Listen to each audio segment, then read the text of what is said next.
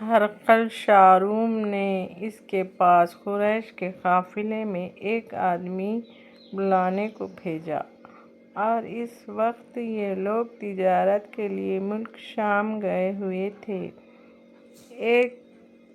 اور یہ وہ زمانہ تھا جب رسول اللہ صلی اللہ علیہ وسلم نے قریش اور ابو سفیان سے ایک وقتہ عہد کیا ہوا تھا۔ جب ابو سفیان اور دوسرے لوگ ہرقل کے پاس علیہ پہنچا، جہاں ہرقل نے دربار طلب کیا تھا، اس کے گرد روم کے بڑے بڑے لوگ، علماء، وزراء، امراء بیٹھے ہوئے تھے۔ ہرقل نے ان کو اور اپنے ترجمان کو بلوایا، پھر ان سے پوچھا کہ تم میں سے کون شخص مدعی رسالت کا زیادہ قریبی عزیز ہے؟ ابو سفیان کہتے ہیں کہ میں بول اٹھا کہ میں اس کا سب سے زیادہ قریبی رشتہ دار ہوں۔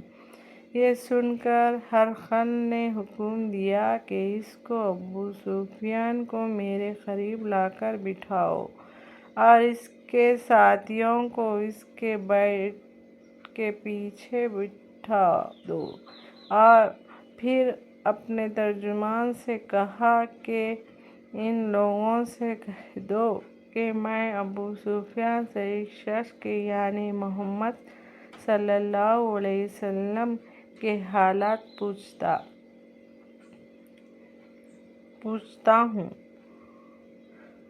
اگر یہ مجھ سے کسی بات میں جھوٹ بول دے تو تم اس کا جھوٹ ظاہر کر دینا۔ ابو سفیان کا قول ہے کہ اللہ کی قسم، اگر مجھے یہ غیرت نہ آتی کہ یہ لوگ مجھ کو جھٹلائیں گے تو میں آپ صلی اللہ علیہ وسلم کی نسبت ضرور غلط گواہی سے کام لیتا۔ خیر، پہلی بات جو ہرقل نے مجھ سے پوچھی وہ یہ کہ اس شخص کا خاندان تم لوگوں میں کیسا ہے؟ میں نے کہا وہ بڑے اونچے عالی نسب والے ہیں۔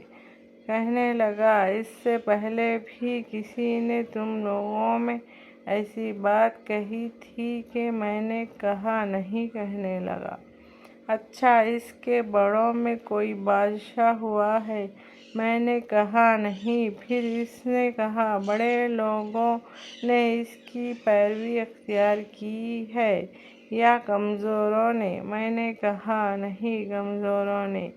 پھر کہنے لگا، اس کا تابعدار روز بڑھتے جاتے ہیں یا کوئی ساتھی پھر بھی جاتا ہے؟ میں نے کہا نہیں۔ کہنے لگا کہ کیا آپ اپنے دعویٰ نبوت سے پہلے کبھی کسی بھی موقع پر اس نے جھوٹ بولا ہے؟ میں نے کہا نہیں، اور اب ہمارے اس سے صالح کی ایک مقرر مدت ٹھہری ہوئی ہے، معلوم نہیں وہ کس میں کیا کرنے والا ہے۔ ابو سفیان کہتے ہیں، میں اس بات کے سوا اور کوئی جھوٹ اس گفتگو میں شامل نہ کر سکا۔ ہرقل نے کہا، کیا تمہارے اس سے کبھی لڑائی بھی ہوتی ہے؟ ہم نے کہا کہ ہاں۔ بولا، پھر تمہارے اس کی جنگ کا کیا حال ہوتا ہے؟ میں نے کہا،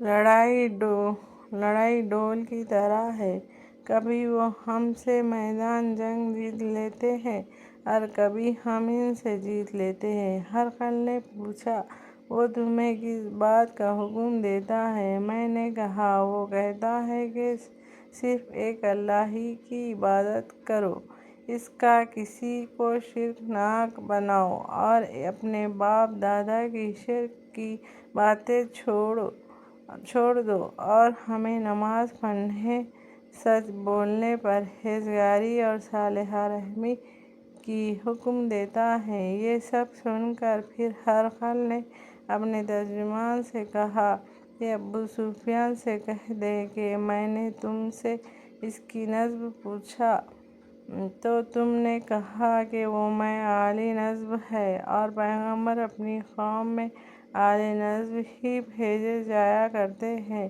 میں نے تم سے پوچھا کہ دعویٰ نبوت کی یہ بات تمہارے اندر اس سے پہلے کسی اور نے بھی کی تھی تو تم نے جواب دیا کہ نہیں۔ تب میں نے اپنے دل میں کہا کہ اگر یہ بات اس سے پہلے کسی نے کہی ہوتی تو میں سمجھتا کہ اس شخص نے بھی اسی بات کی تقلید کی ہے اور جو پہلے کہی چکی ہے۔ میں نے تم سے پوچھا کہ اس کے بڑوں میں کوئی بادشاہ بھی گزرا ہے، تم نے کہا کہ نہیں۔ تو میں نے دل میں کہا کہ ان بزرگوں میں سے کوئی بادشاہ ہوا ہوگا تو کہہ دو گا کہ وہ شخص اس بہانے اپنے ابا واجد کی بادشاہت اور ان کا ملک دوبارہ حاصل کرنا چاہتا ہے۔ اور میں نے تم سے پوچھا کہ اس بات کے کہنے یعنی پیغمبروں کا دعویٰ کرنے سے پہلے تم نے کبھی اس کو دروغ گواہی کا الزام لگایا ہے، تم نے کہا کہ نہیں۔ تو میں نے سمجھ لیا کہ جو شخص آدمیوں کے ساتھ دروغ گواہی سے بچے وہ اللہ کے بارے میں کیسے چھوٹی بات کہہ سکتا ہے۔ اور میں نے تم سے پوچھا کہ بڑے لوگ اس کے پیرو ہوتے ہیں یا کمزور آدمی، تم نے کہا کمزوروں نے اس کی ابتدا کی ہے۔ تو دراصل یہی لوگ پیغمبروں کے متبعین ہوتے ہیں۔ اور میں نے تم سے پوچھا کہ اس کے ساتھی بڑھ رہے ہیں یا کم ہو رہے ہیں، تو تم نے کہا کہ وہ بڑھ رہے ہیں۔ اور ایمان کی کیفیت یہی ہوتی ہے کہ حتیٰ کہ وہ کامل ہو جاتا ہے۔ اور میں نے تم سے پوچھا کہ آیا کوئی شخص کے دین سے ناخوش ہو کر مرتد بھی ہو جاتا ہے، تم نے کہا نہیں۔ تو ایمان کی خاصیت بھی یہی ہے جن کے دلوں میں اس کی مسرت رچ بس جائے وہ اس سے لوٹا نہیں کرتے۔ اور ہم نے تم سے پوچھا کہ آیا وہ کبھی عہد شکنی کرتے ہیں، تم نے کہا نہیں۔ پیغمبروں کا یہی حال ہوتا ہے، وہ عہد کی خلاف ورزی نہیں کرتے۔ اور میں نے تم سے کہا کہ وہ تم سے کسی چیز کے لیے کہتے ہیں، تم نے کہا کہ وہ ہمیں حکم دیتے ہیں کہ اللہ کی عبادت کرو، اس کے ساتھ کسی کو شریک نہ ٹھہراؤ، اور تمہیں بتوں کی پرستش سے روکتے ہیں، سچ بولنے اور پرہیزگاری کا حکم دیتے ہیں۔ لہٰذا اگر یہ باتیں جو تم کہہ رہے ہیں وہ سچ ہیں تو عنقریب وہ اس جگہ کا مالک ہو جائے گا کہ جہاں میرے یہ دونوں پاؤں ہیں۔ مجھے معلوم تھا کہ وہ پیغمبر آنے والا ہے مگر مجھے یہ معلوم نہیں تھا کہ وہ تمہارے اندر ہوگا۔ اگر میں جانتا کہ اس تک پہنچ سکوں گا تو اس سے ملنے کے لیے ہر تکلیف گوارا کرتا۔ اگر میں اس کے پاس ہوتا تو اس کے پاؤں دھوتا۔ ہرقل نے رسول صلی اللہ علیہ وسلم وہ خط منگوایا جو آپ نے وحیہ قلبی رضی اللہ تعالیٰ عنہ کے ذریعے حکیم بصری کے پاس بھیجا تھا، اور اس نے وہ ہرقل کے پاس بھیج دیا تھا۔ پھر اس کو پڑھا تو اس میں لکھا تھا، اللہ کے نام، اس کے ساتھ نہایت مہربان و رحم والا ہے۔ اللہ کے بندے اور اس کے پیغمبر محمد صلی اللہ علیہ وسلم کی طرف سے یہ خط ہے۔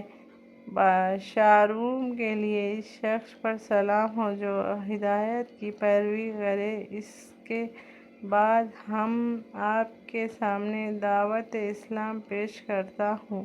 اگر آپ اسلام لے آئیں گے تو دین و دنیا میں سلامتی نصیب ہوگی، اللہ آپ کو دوہرا ثواب دے گا، اور اگر آپ میری دعوت سے گردانی کریں گے تو آپ کی روایت کا گناہ بھی آپ ہی پر ہوگا۔ اور اے اہل کتاب، ایک ایسی بات پر جاؤ جو تمہارے اور تمہارے درمیان یکساں ہے، وہ کہ ہم اللہ کے سوا کسی کی عبادت نہ کریں اور کسی کو اس کا شریک نہ ٹھہرائے، اور نہ ہم میں سے کوئی کسی کو اللہ کے سوا اپنا رب بنائے۔ پھر اگر وہ اہل کتاب اس بات سے منہ پھیر لیں تو مسلمانوں، تم ان سے کہہ دو کہ تم مانو یا نہ مانو، ہم تو ایک اللہ کے اطاعت گزار ہیں۔ ابو سفیان کہتے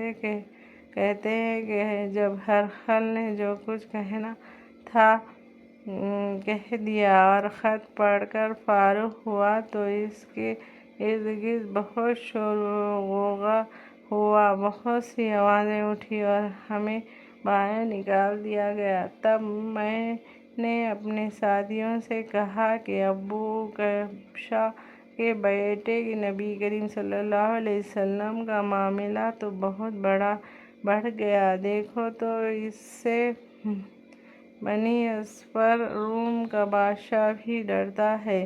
مجھے اس وقت سے اس بات کا یقین ہو گیا کہ نبی کریم صلی اللہ علیہ وسلم عنقریب غالب ہو کر رہیں گے، حتیٰ کہ اللہ نے مجھے مسلمان کر دیا۔